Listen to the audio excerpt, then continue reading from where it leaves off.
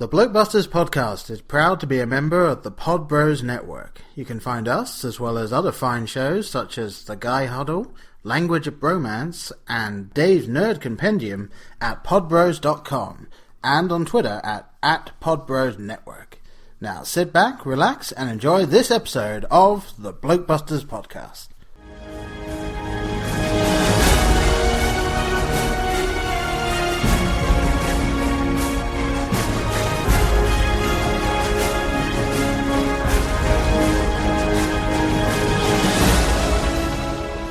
Welcome to episode 45 of the BlokeBusters podcast. I'm Paul. And I'm Brian. And today we're going to talk about the film Mortdecai, as well as go over a brief retrospective of Johnny Depp. Brian the good, the bad, the ugly, yes, and the ugliest. Brian has compiled a list we'll be going over later. I haven't seen it yet, so this could be interesting. Will be fun. So, business out of the way, first of all. A big thank you to everyone that has both been following us on Twitter now and leaving us 5-star reviews on iTunes, and it's been really great to get all the feedback, and can't thank you enough for that. It's nice that people are listening now. I know, yeah. Other than Paul's mom. Yes. Hi, Paul's mom. And do, as I said, with Twitter, follow us on Twitter at BlokeBusters, on Facebook.com/BlokeBusters. Email blokebusterpodcasts@gmail.com. No S there. And we do enjoy that now. And well, there is one in podcast. But right, yes. No second S. No. Yeah. And we do have a website which we try and keep up to date. Sometimes we can't. Sue us. Hey, it's more relevant than MySpace. Yeah, so. There we go. It is blokebusters.webs.com. That's WEBS.com. So, with that out of the way, we should talk about Mortdecai a little. Should we? I feel that we should. Okay. Alright, so directed by David Coop. Oh. I'm not sure. I felt like this film had no direction, but apparently someone was at the helm. I'm not sure how to pronounce his last name. It is Koepp. Coop, I suppose. Coop. And the interesting thing about this, given that, as you might be able to tell, Brian has a fairly strong opinion about this film, is that the director is the 5th most successful screenwriter of all time. How are we made what is our definition of success? Box office? Domestic box office of over $2 billion as a writer. Well, then Michael Bay's one of the most successful directors. Well, this is as a writer. He was the main writer on Jurassic Park, Mission Impossible, Spider-Man, and Panic Room, which apparently he was paid $4 million for the script of that. I can't believe that had a budget of $4 million. I looked this up and I was thinking, wow, so it's the 5th most successful screenwriter, and then I looked at it and he is not one of the writers of this film. So that might have something to do with why it fell a little flat, shall we say? A budget, yes, a budget of $60 million and a box office 2 weeks going in, and this is mostly foreign, if you're in the US, of 18,965,570. 18 million. 18 million. I mean, not 19, we should probably say, but yes. So, not doing too well right now. I wonder why. Maybe we will find out during the course of this podcast. So we've got the main cast here. We're not going to dwell on it too much, especially since we're going to go into the main actor a little later. Johnny Depp as Charlie Mortdecai, Ewan McGregor as Inspector Martland, Gwyneth Paltrow as Joanna Mortdecai, Paul Bettany as Jock Strap, wonderful name there, Olivia Munn as Georgina Cramph, and also a cameo from Jeff Goldblum as Milton Cramph, the guy that Mortdecai has to sell his car to. So, shall we try and go into what went right with this film? Well, should we tell them real quick what it's about, maybe? Sure. Just a little brief. I'm going to let you handle that because I want to see what you think. No. I'm just, these aren't my thoughts. These are a certain website's thoughts. Okay. Just get that out of the way. If you have no idea what the film's about, all right, tell us what you're not going to go see it, which Trust me, don't. Tell us what a certain website has to say about this. Juggling angry Russians, the British MI5, and an international terrorist, debonair art dealer, and part-time rogue, Charlie Mortdecai, races to recover a stolen painting, rumored to contain a code that leads to lost Nazi gold. Really makes that kind of sound interesting. Yeah. But sounds interesting. So, okay. Well, I would like to... Supposedly, go ahead, yes. I would like to point out that the Nazi gold thing, that doesn't come in till at least over halfway into the film when they actually get into why people want the painting. Because apparently, putting on a synopsis, a 51-year-old man talks about his mustache for 45 minutes wasn't exciting enough. True. That was a fair amount of this film. I'll give you that. Yeah. What did you say? Go over my thoughts. Do you believe there's anything salvageable from this film? There is nothing redeemable about this film. Zero. I have in my notes. I could show them to you. Poor Jeff Goldblum. Poor Jeff Goldblum. Why did he get involved in this? He was, other than the Tomorrowland teaser that was in mine, the best part of this film.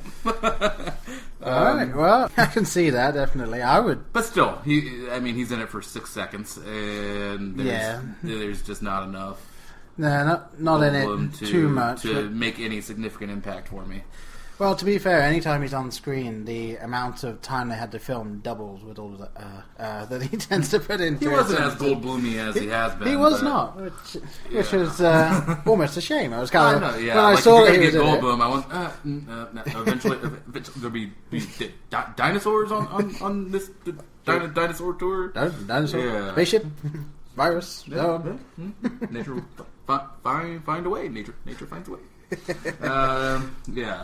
Goldblum, sorry, but zero redemption for this film in my book.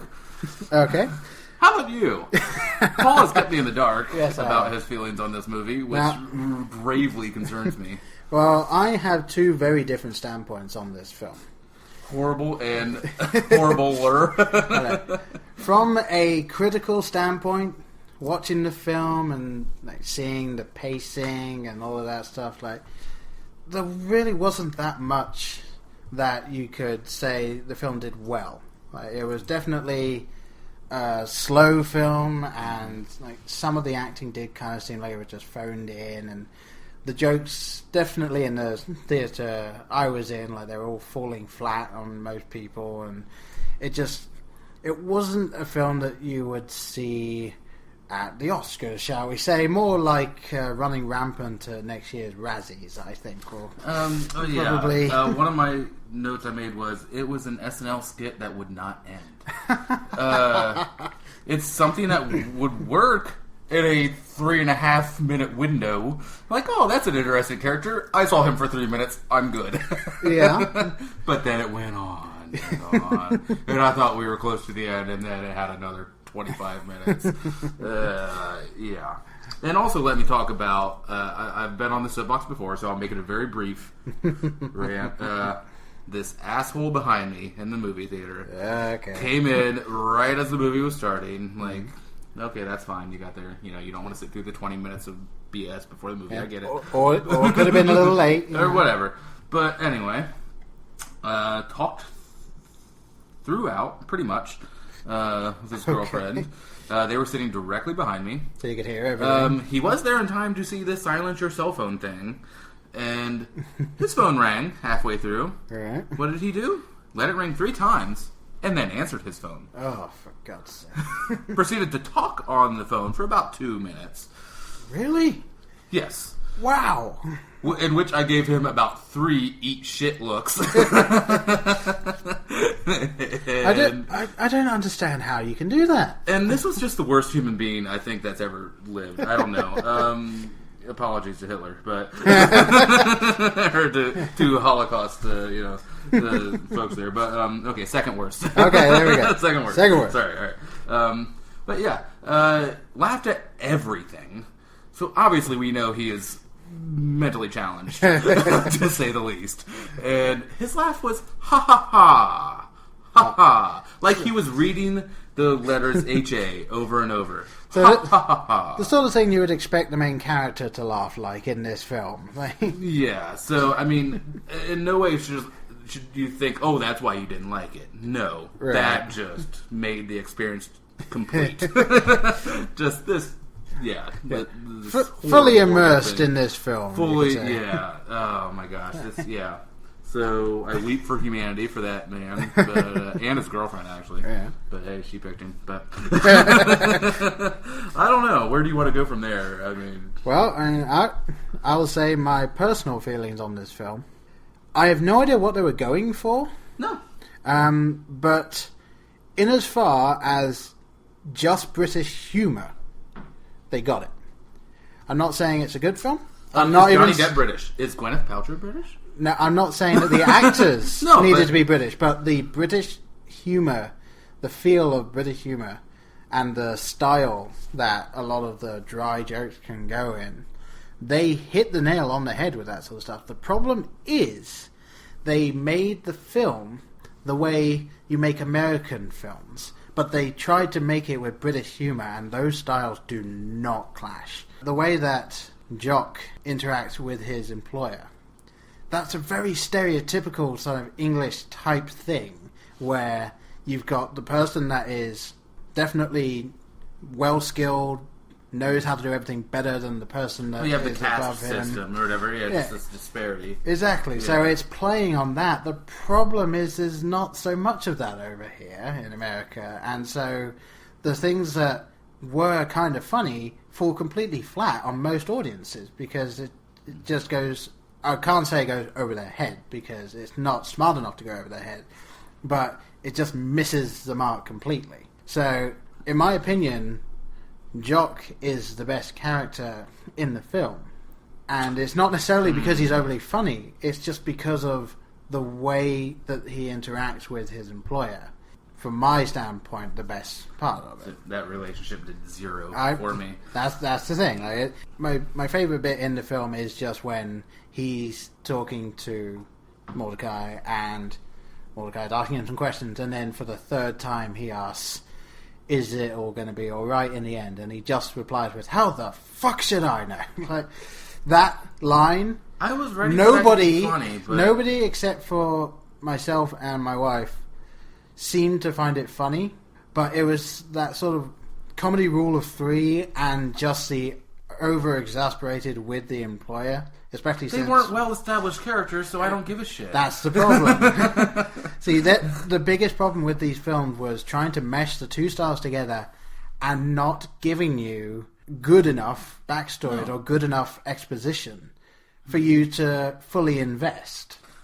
So, I mean, I fully agree that it's not a good film at all, but I think I enjoyed it more than most people did, if you kind of see what I'm getting at there. I suppose. I mean, I thought you would have a tougher time with this than me. I know, I definitely... There were a couple of times where it's clear they were going for... I found it insulting for you as an Englishman, watching this, watching these Americans, I mean, with the exception... I mean, Ewan McGregor is Scottish, right? I believe so. Yeah, but watching the two leads essentially play Brits...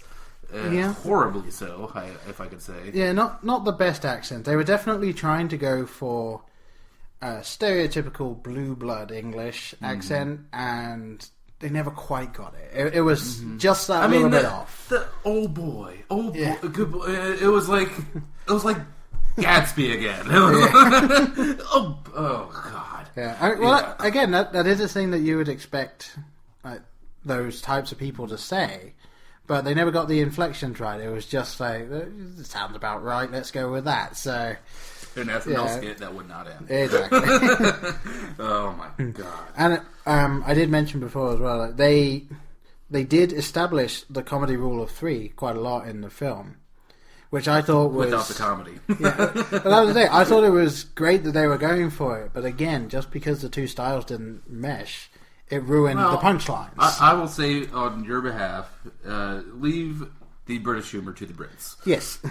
They know how to do it. We'll leave it to them. If it's not your thing, that's fine. Yeah. But, yeah. Just don't outsource it. No, it's definitely one of those things where I think they made the characters caricatures without any real substance to them. And that being said, if these were English actors, I don't think the film would have been significantly better. Probably I think it was not. a piss poor script. The biggest issue we have here, though, is obviously we haven't read the books, so we have no idea if this is actually a good adaptation. This is a film, Paul. We don't need to read the books to watch the goddamn movie. This is a movie. No, yeah, but the question is it a good adaptation, or is it all around totally off the mark? I don't think I'm ever actually going to read the books. So. No, I'm not going to spend longer periods of time. Yeah. Alright, so how about we go for what do you think was the tipping point in the film where you just realized this is just so bad? Like, how far into the film before you... About 3 minutes in. About 3 minutes in. Okay, when the skit didn't end, that's what you're saying. I'm like, oh, wait, he's going to do this voice the whole movie? And talk about his mustache? And yes. I thought, oh, okay, he's going to shave it, and, like, all the trailers were, just kind of teasing that he'd have that the whole movie, his wife will make him shave it off, but no, it just wouldn't end. But, it's a few minutes in where I thought, I immediately knew I was not going to laugh. and I am pretty forgiving on some pretty stupid comedies. Yeah. Like, I like a lot of Will Ferrell movies, I'll put it out there. A lot of them aren't critically acclaimed, But I like that sort of humor. I like the silly, slapsticky, broad stroke humor. If it's done well, there is an art to it. Yeah. Obviously, they didn't take this art class. Bringing it all back to the movie. Oh, yes. Art. But, I immediately knew I wasn't going to laugh. I did not laugh this entire film. I would say I guffawed at one moment. And I think it was more involuntary. Maybe some acid reflux or something in there. Okay. But I even forget the line. That's how throwaway it was. But it was outside after the shellfish incident or whatever, and he's standing on the stoop. I don't know. He said something. I'm like, but it wasn't. No. I'm like, oh, that was an accident. Yeah. Was it going to be one of the, I think it was the line or something like where I think Jock throws up and he just says like, shellfish are catered. No. That was when they were in the car. This was before while they're like still standing on the landing or whatever. I don't even remember. I will never remember because I'll never see it again.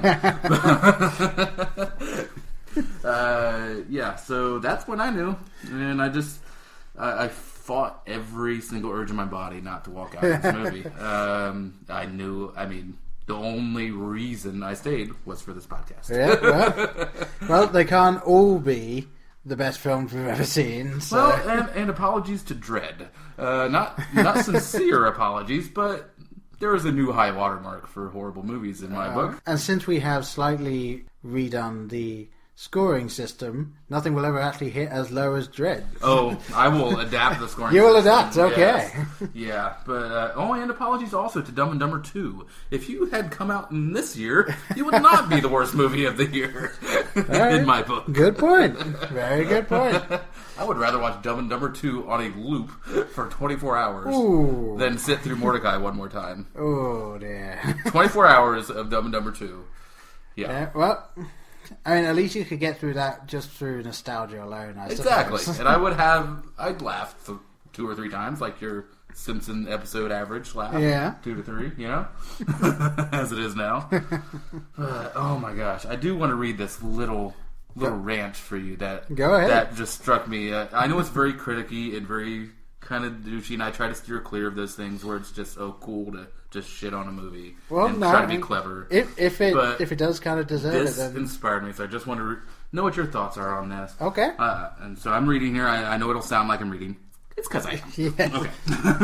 And I am watching him reading, ladies and gentlemen. All right. So I would have rather turned the $6.50 I spent on this film into 650 pennies to be flung at my eyes and ears by the nearest individual. That pain would not begin to come close to the pain they suffered in that darkened theater. Because I went for the senior ticket at the kiosk. The first time I've done that, I was a little nervous. But I handed it to. I mean, she's an hourly employee. She doesn't give a shit. So yeah, I'm like, ooh, it printed off pink. I'm like, oh great. I'm supposed to be like 60, but I wasn't paying full price for this. So knowing going in, but yeah, $6.50, saved $1. Yeah, still lost $6.50. Well, I suppose one good thing about where I currently live is the closest cinema. It might not have the most number of screens. It might not have every film that comes out. But every showing is $5, so we're never going to be spending the $10 to see a film we don't like. Still, this is unconstitutional. Like, this is the Eighth Amendment was specifically set up so you wouldn't have to watch Mortdecai. It's cruel and unusual punishment. You can't ask people to pay their hard-earned dollars and then sit through this experience. It's cruel. No, I fully Am I saying enough horrible things? I fully get where you're coming from. I mean, yeah, the critic side of me can't believe this film actually got out. It was just pandering to the lowest of the lowest common denominator. Yeah, it's sad, is what it is. Unfortunately, it's like if they'd actually spent time on the script or even on some of the pacing. I mean, for the love, the action, quote unquote, action sequences. I was just. I'm like, I might as well check my Twitter feed. I didn't because that's rude. Yeah. Pay attention, guy behind me. That's rude. But yeah, I'm like, I'm supposed to be excited about him jumping on top of the car getting slashed. Who the hell's driving the car the whole damn time? Like, it's just a self-operating Rolls Royce, and somehow the painting didn't get stabbed in there. Spoiler alert.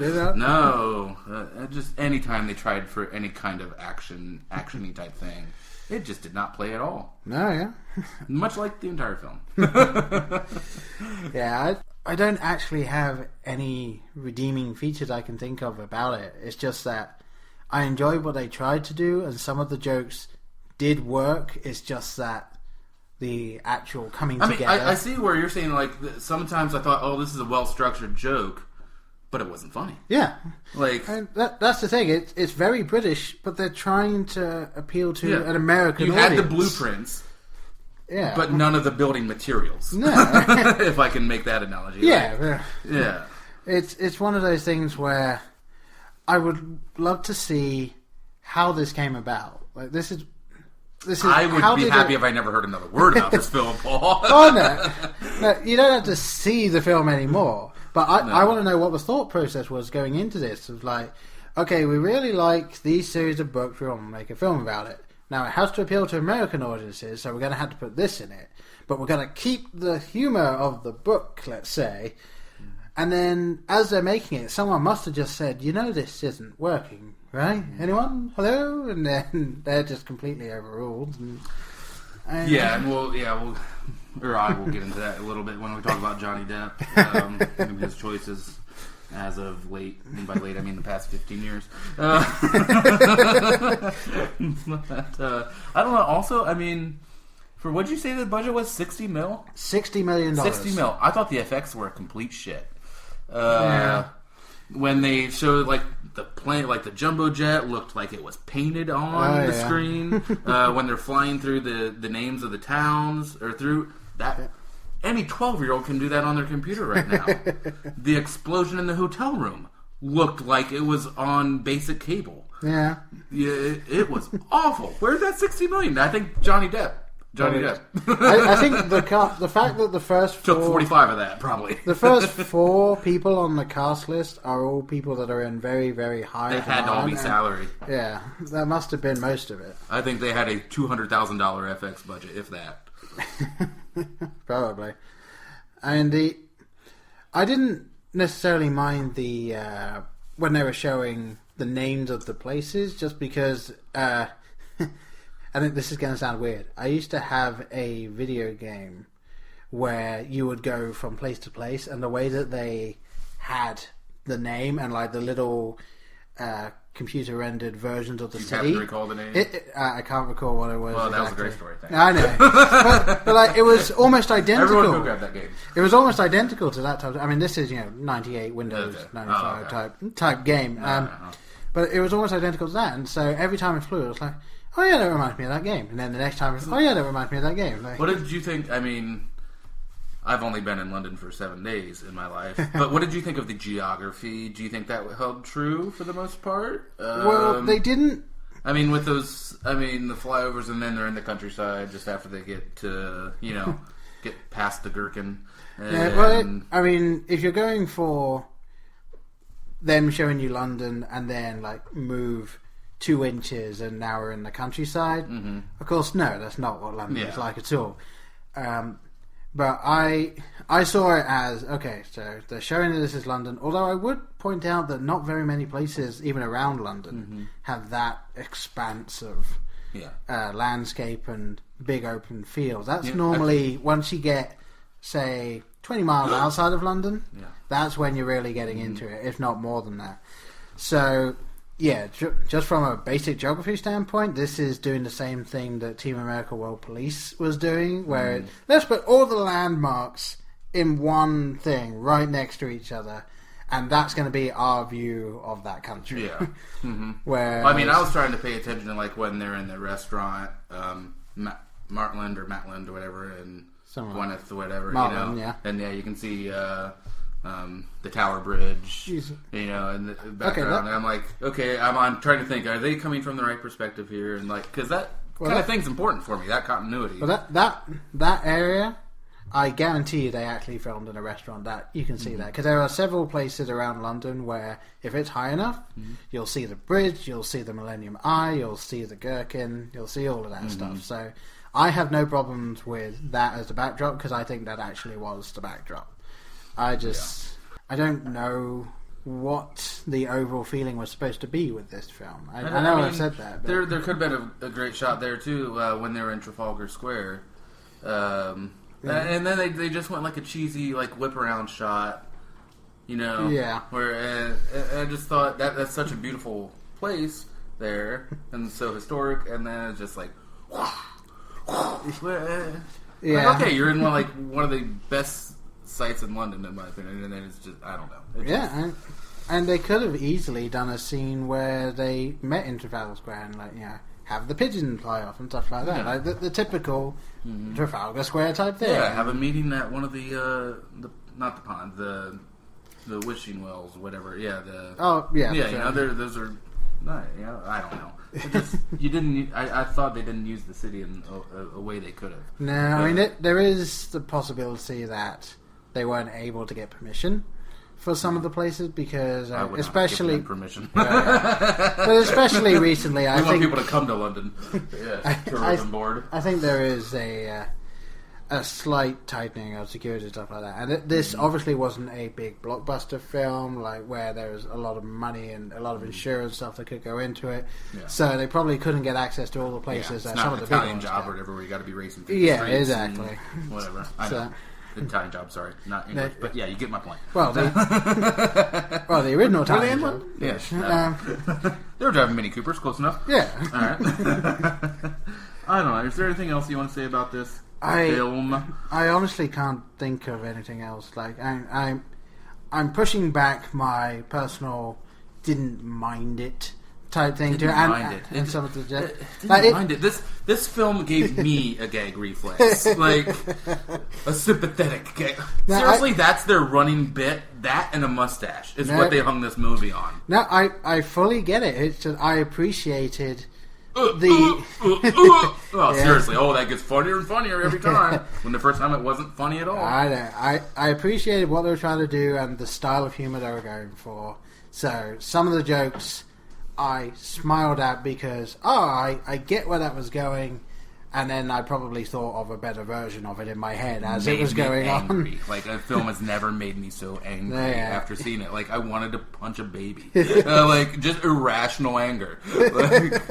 I told Paul before we started recording, I left the theater just mad and had to drive down there. I was attempting to get home so I could make my notes. Couldn't make it home. Had to pull over into a parking lot and make my notes then and there. Coming from a critic standpoint, there's just nothing to this film. 12% on Rotten Tomatoes.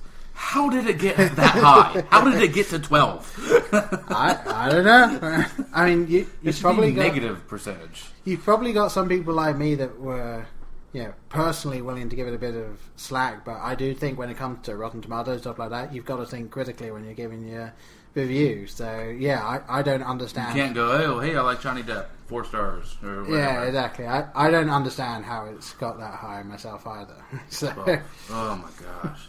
So, I guess, should we... do we need to rate this film? Should we get the rating for it? Sure, go right ahead, Paul. Alright, well, from a critical standpoint, definitely, I will probably give this film I think, a -9. Definitely, a -9, -9.5, and I think this is going to be one of those films that when someone says, like, guilty pleasure, it's going to be an apt version of that. Like, and that person will no longer be my friend if those words ever come out of their mouth. As opposed to one of those things where someone said, my guilty pleasure is watching Junior or Kindergarten Cop, where it's like, it's an Arnold Schwarzenegger comedy. Those are just kind of silly and out there. Whatever, that's fine. Also this, not my friend. This, Junior. I can't salvage it. As much as I enjoyed what they were trying to do with it, I cannot salvage this film. This is just going to be the lowest, dumbest percentage of America that buys this on DVD and Blu-ray. Yeah. I mean, the only reason I haven't gone, let's say, full -10 or minus whatever you're going to end up giving it, is because I couldn't fault some of the technical sides of it. Like, the editing was done well, even if what it was editing to wasn't done well. Like, and the soundtrack was actually not too bad. Again, we're scraping the bottom of the barrel for compliments. Again, I am going technical side here. Like, this is how I'm trying to make sure it's not the absolute worst film in the world. Okay, Brian. Yes. Well, I have come up with a new rating just for this film. Okay. Just for this celluloid dog turd. I give it a -infinity. Ooh, it stings. It really stings. This is what the end of the universe looks like. Not with a bang, but with a mustache. It's just a baby mustache. This is why I listen to my instincts on film. I think Paul and I both have a pretty good head on our shoulders about We'd like to think so, anyway. What will be good, what will be bad. I mean, yes, we have taste differences, as everyone does. But going into this, I knew it was going to be a pile of poo. And somebody say, well, that's going to color your opinion. No, I'm trusting my opinion, or trusting my instincts. And I want it to prove me wrong. I want to laugh. I spent my money. Yeah. I want to have a good time. Wasn't going to happen. And there are some films that you can go into not expecting much out of, and you're surprised. Pacific Rim, for instance. Mm-hmm. We love that film. Yeah. We didn't think it would be as good as it was, and it proved us wrong. One of the best, probably the singular best theater experience I've ever had. Yeah, fantastic. Yeah, it just blew me away for what it was. So you have to look at a film for what it is. Alright, so from now on, your scale of going to the cinema will be Pacific Rim to Mortdecai. Yeah, that is the spectrum. That is the spectrum. But I just, I cannot believe this. I'm just dumbfounded. And I found it dumb. Beyond belief. Maybe that could be the tagline. I'm flabbergasted. I can't. Paul's watching me stutter. Why? It's this thing that it's really interesting sometimes. Like, we've been trying to articulate, like Brian just overall and me from a critical standpoint, like what it is about this film that just makes it so bad, and it's so bad we can't think of the things that made it so bad. So every line is forgettable. Every single line. I mean, that's like, people say, "Oh, have you seen this movie or this movie or this movie?" And they'll list like bad movies, and I say no because I trust my instincts. Yeah, and it wasn't homework. This we saw for the podcast. Yeah. Thought it'd be fun, and hey, it's making a good podcast. Didn't make a great movie. Well, definitely, I thought that it would be one of those podcasts because recently, I'll admit, a lot of the films we go and see is because we want to go and see them. Yeah. And I thought this film would make or break itself. Yeah. Well, very exciting. I loved it. I loved it too. Yeah. End of podcast. Yeah, exactly. I mean, obviously, it gives us talking points and stuff, but like we don't want every single episode to be us saying you really need to see this film, and this film you really don't. I mean, I would be interested. Obviously, we're not going to have a lot to talk about, but if there are people out there that really like this movie, first of all, what was your schooling? Do you have loving parents? But why? But then, most importantly, what did you love about this movie? What was your experience? What was your takeaway? Seriously, get a hold of us. Like, we love interacting with anyone that wants to get a hold of us. We will report you to the proper authorities. We will put you on a watch list. And, yes, well, maybe I'll be the one to deal with the talking to the people. Yeah. I'll try and hold Brian back as much as possible. Jesus. Alright, can we stop talking about this movie? Alright, so hopefully that's our rating on that. How about we move on to our Johnny Depp retrospective? Depp retrospective, yeah. So I think Brian will be taking the lead here. He's the one that's written the list. I'll just toss them to you, yeah, Paul. So this film got me thinking. Depp, pardon the forced pun, has been in a Depp decline in films. For a while now. The opposite of the reconnaissance.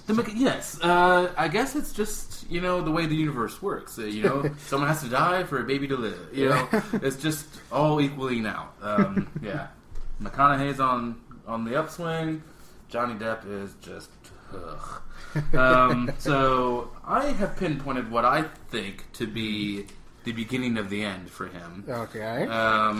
That being said, there are a couple of, I think, decent films in here. A couple of good films. Right. A couple of, okay, I don't want to punch a baby Mortdecai films. Right. But by and large, I think just steaming piles of canine excrement. Yeah. Okay. So we'll start with 2000, just 30 seconds or so on each one, I think would be good, because, they don't warrant much more than that. Yeah. 2001 From Hell. I did not enjoy it. That was the Jack the Ripper, Heather Graham vehicle. Yeah, I watched it, and it was a film. It was a film. It was a film. That is a fact. Also a fact, Mortdecai is a film. So yes, it's very true. Let's quantify that.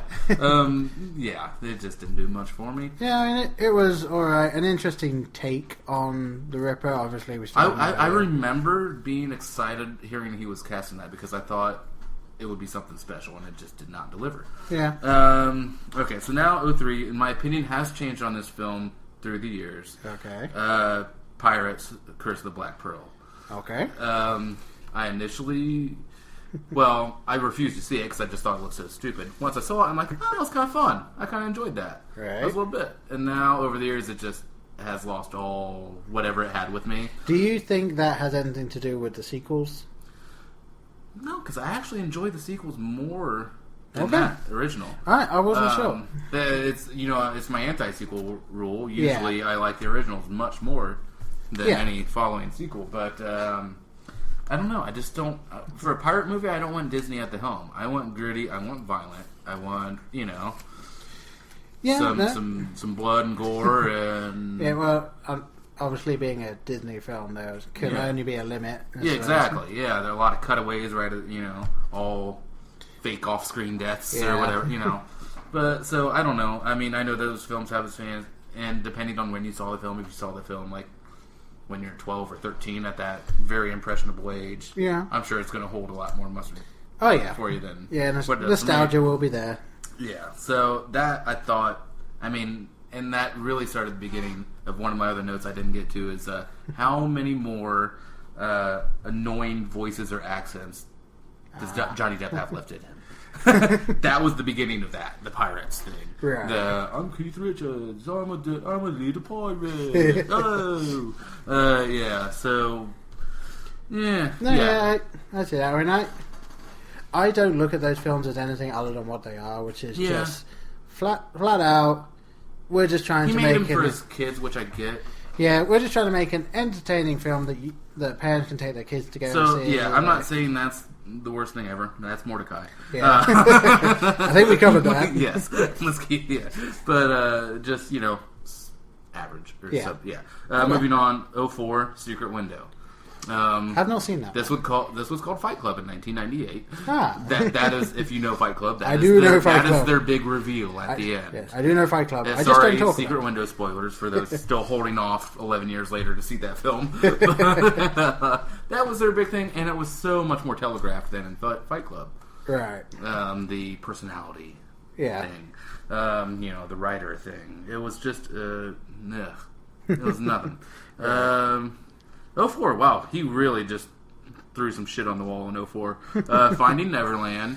Finding Neverland. The Peter Pan somewhat biopic, not really. Yeah, I mean, it was just crowd pleasing kind of. Yeah. Let's say mediocre drivel. I didn't hate it. I didn't think it was a fantastic film. Like a lot of people seem to. There's some good stuff in it. I remember seeing it initially and liking some things in it. Dustin Hoffman's really good in it. Yeah. Which kind of cool because he was in Hook. But. Yeah. Yes, he was. Yeah. As well as the airline pilot, a very important. Yes. So I mean, it had some good things, but we're talking average here. Like, we'll get to. I have his greatest hits as well. So this is kind of what I'm stacking these up against. Right. Just didn't really work for me. 04 again. The Libertine. Does anyone remember The Libertine? That was a movie, Paul. I had to say, I don't know if I've even heard of that one. The Libertine? Yeah. Oh my lord. You need to not see The Libertine. I see. So this is more towards the Mortdecai side, not... It is just Johnny Depp and Samantha Morton. Who the hell? John Malkovich. It's John Wilmot, the Earl of Rochester. He's a poet. Whatever. It's they played it up as this artsy thing. Sounds it. And 14 people went to see it. So that was a thing. Right. And then we have him shitting on my childhood in 05 with Charlie and the Chocolate Factory. This is one of those things... Besmirching a beloved classic. This is one of those things that this one film did one thing right, the other film did another thing right. What did that film do right? The original film... Did everything right. Did Willy Wonka right, did the Oompa Loompas right, and all that. However, I think that Charlie and the Chocolate Factory, and this is the annoying thing, Willy Wonka and the Chocolate Factory is about Charlie. Charlie and the Chocolate Factory is about Willy Wonka. Get it right, people. And I think that Charlie and the Chocolate Factory actually did Charlie right. Just take the Charlie from this film and shove him into... And then once Willy again, Wonka and crazy, over-the-top performance by Johnny Depp, where it was not needed. I mean, he's going up against Gene Wilder, and... Yeah, I mean... You're not going to top that, but also, I go back to this over the podcast, seeing episodes that, Jack Nicholson's Joker wasn't going to be topped. Yeah. You saw how that went. So it is doable. I think you can entirely can replace iconic performances. Yeah. Not replace, but substitute or have them stand alongside. Exactly. But it was just so over the top and weird. He was just so weird in that movie. Yeah. It just moving on. 05 Corpse Bride. Liked it. Yeah, it was alright. But also his face wasn't on the screen. No, yeah. He was just doing a voice.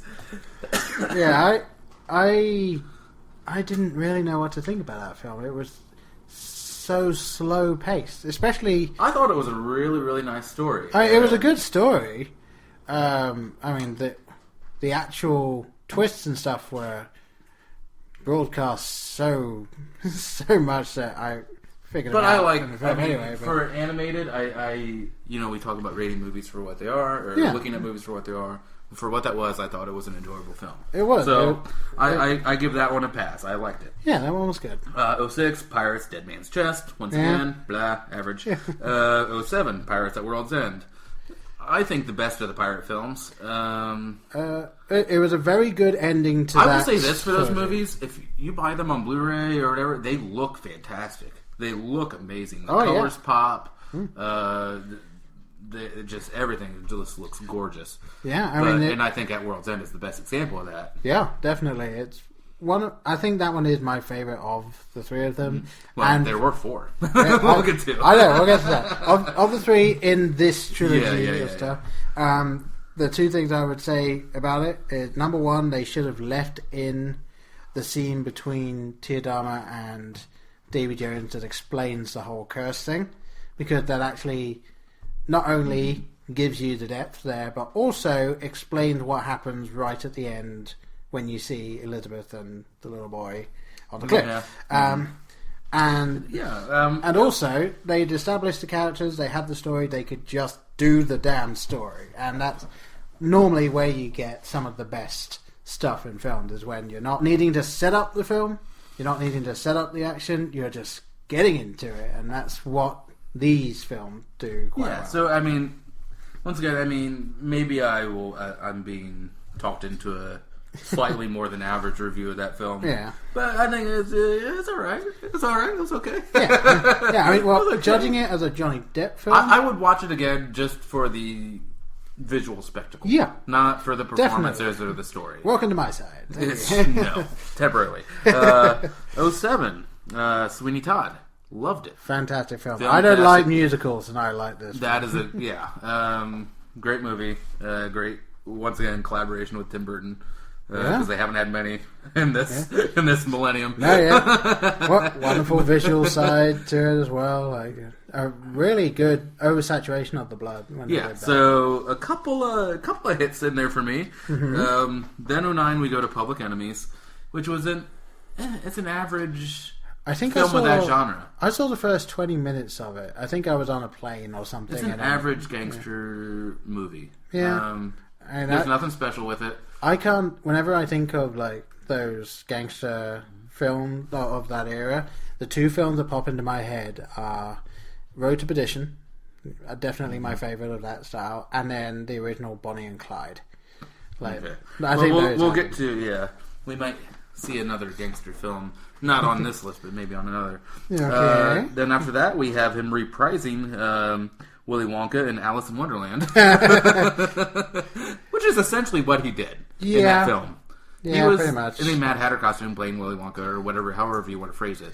Yeah, he was a more bipolar Willy Wonka than Willy Wonka. Yeah. Yeah. But, I mean, I don't know what your feelings are on that film. It didn't do much for me. I enjoyed just watching it, but...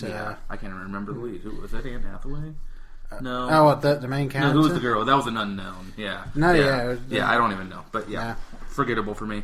2010. That was 2010, by the way. 2010 again.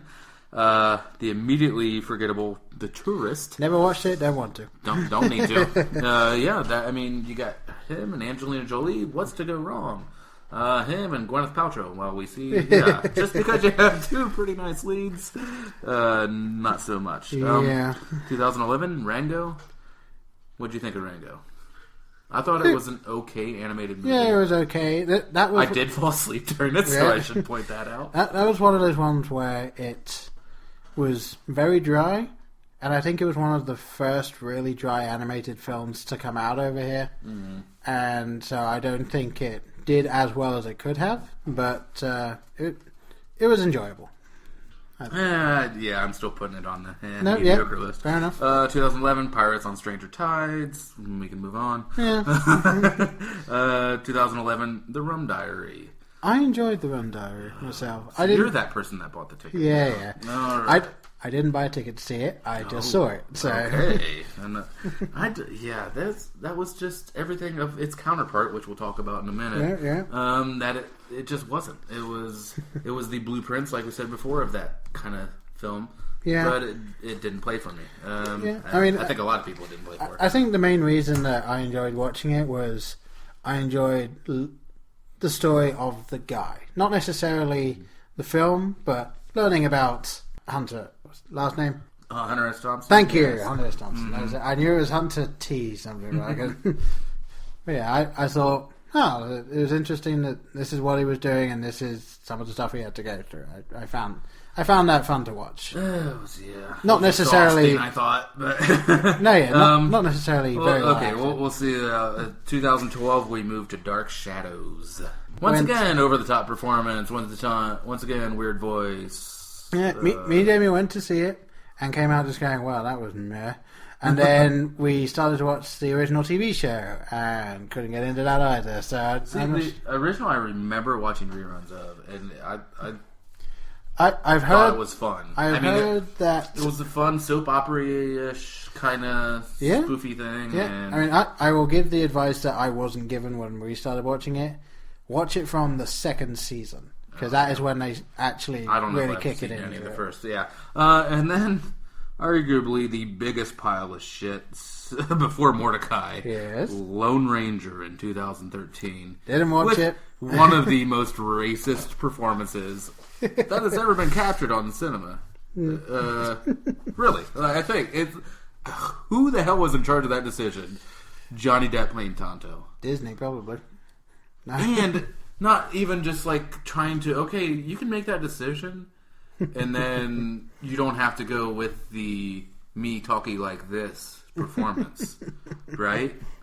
Like you can bring some reality to it if you're going to make that bold of a choice. I would say that kind of seems like Johnny Depp watched Peter Pan and went for the chief of the Indians in that. And it's like, that's going to be my thing.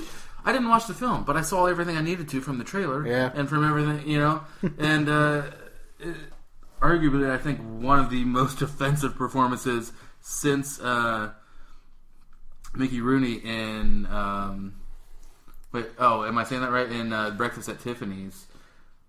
Am I getting that right? But where he plays the Chinese landlord, and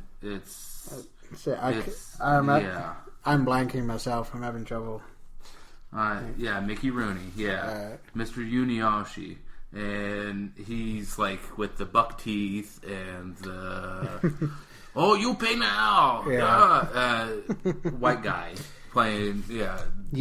And that was in the 60s, which still, we should have known better in the 60s. Yeah. This was 2013. I think stuff was going on in the 60s. I think you can allow an oversight.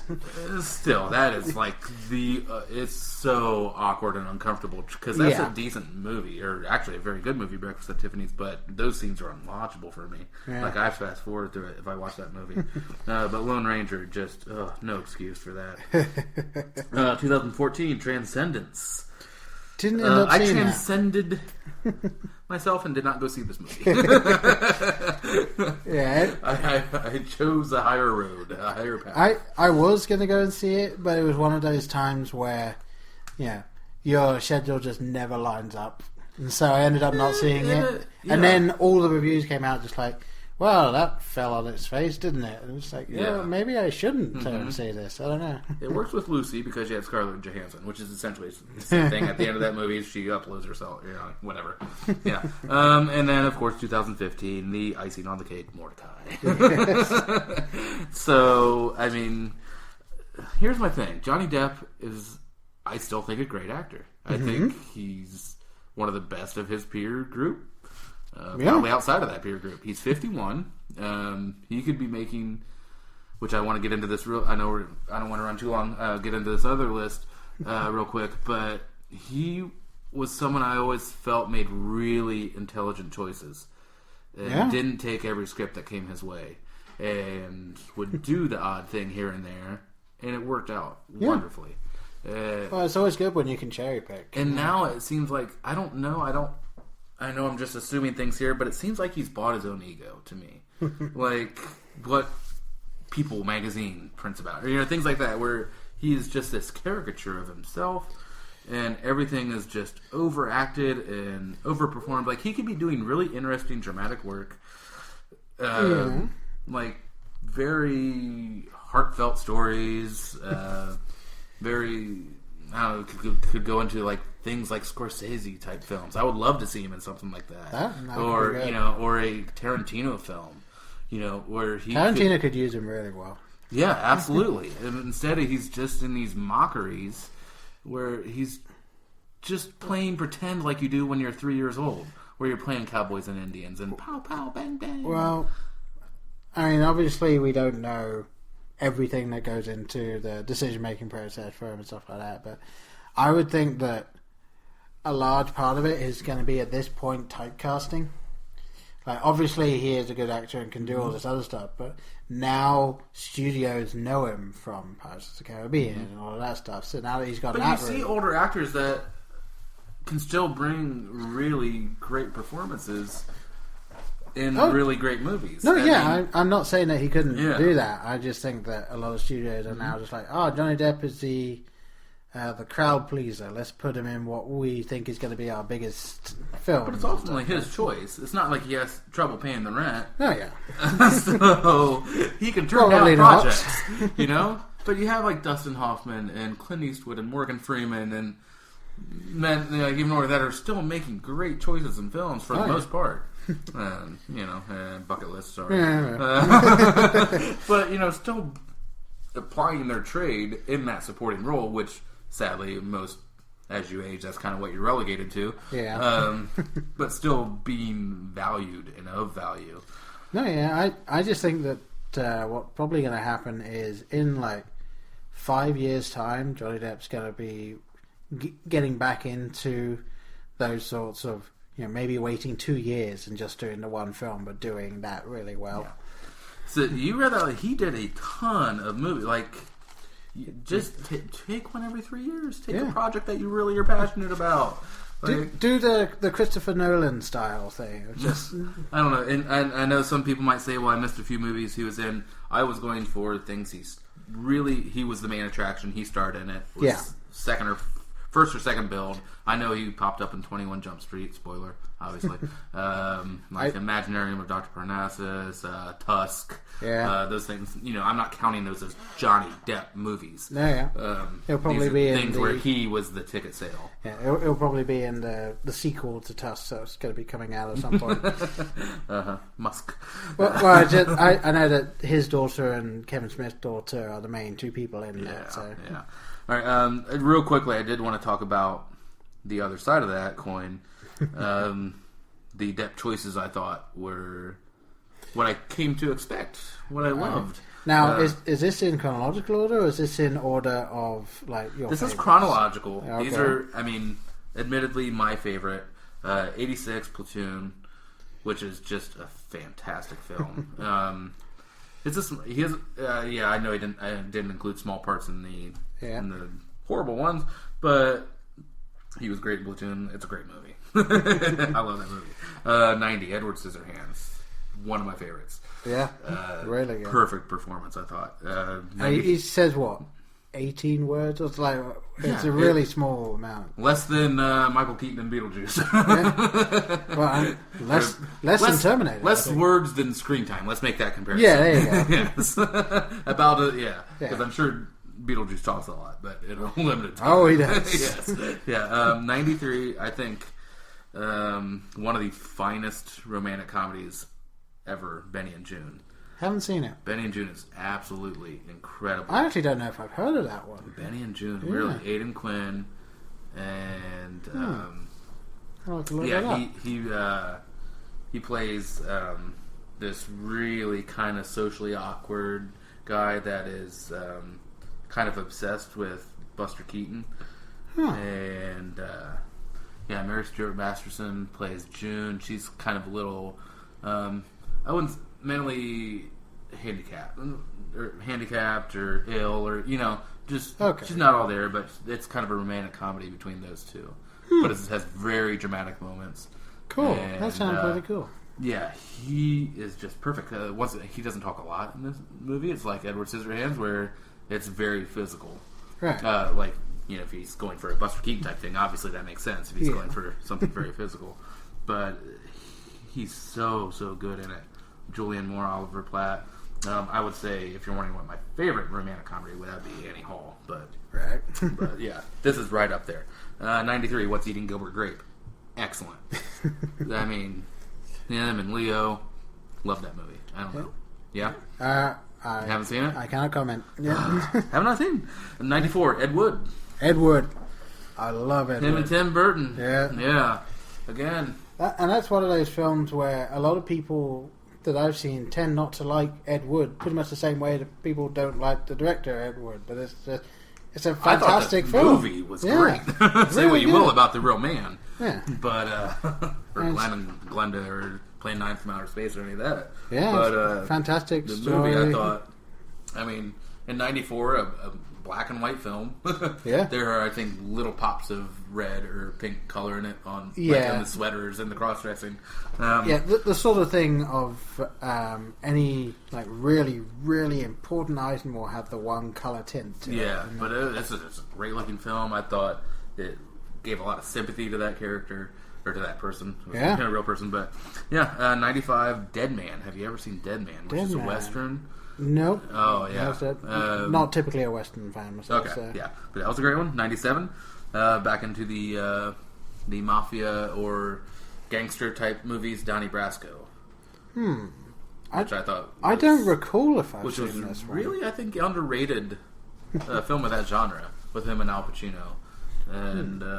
it's just an excellent movie. I love that movie. Well, I think that's one of those films that I don't recall seeing it. I think I have, and I know I should rewatch it one of these times. Good, yeah. Watch Johnny Brasco. And 98, the antithesis to Rum Diaries, Fear and Loathing. I was going to say, I can only imagine it, Fear and Loathing. I don't know. I know people have issues with that movie or with like the whole drug culture and all that.